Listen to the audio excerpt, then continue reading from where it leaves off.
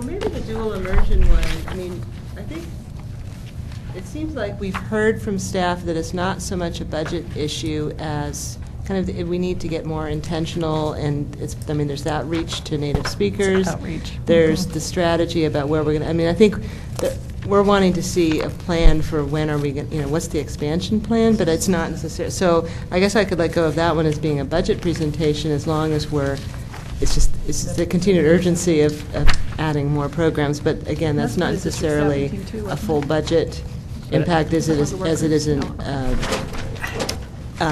being intentional about what we're going to do as a district. So maybe You can take mine up partnership. I'm not interested in that. Well, but I would put career in instead. I would put career in instead. Trey, huh? Yeah, no, I'm saying I'm taking off one of mine and putting a dot on CTE, so.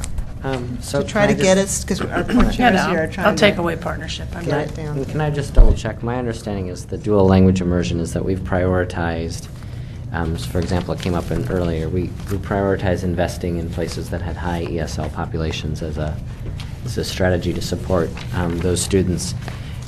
But the other option, as Director Regan pointed out, is that we could begin to plant them in places that would draw people back, that we know there's high demand, that may or may not have high language. Help our kids be It's world around citizens. leadership. I mean, there's an investment in curriculum, but it's really more around the leadership, the team, the development. I mean, it's not so much of a budget.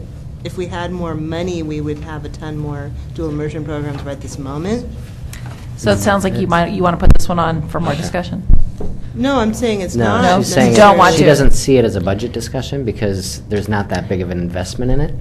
But I guess I'm curious. Or is it? if I mean, you tell me. I mean, we're trying to figure out how do we get more immersion. So in like there. one of the conversations that Cesar Chavez this last year was adding, like when you got to add another classroom, are you starting to add an immersion strand as the other classroom? Right. And Beach, where where we've got, it's under-enrolled for native speakers, so it's an outreach issue more than it is a, yeah. Yeah, so that's what I'm saying. It's multiple issues in here, yeah. Yeah, it's not strictly of how do we. It's not strictly a budget issue. right. Exactly. Okay.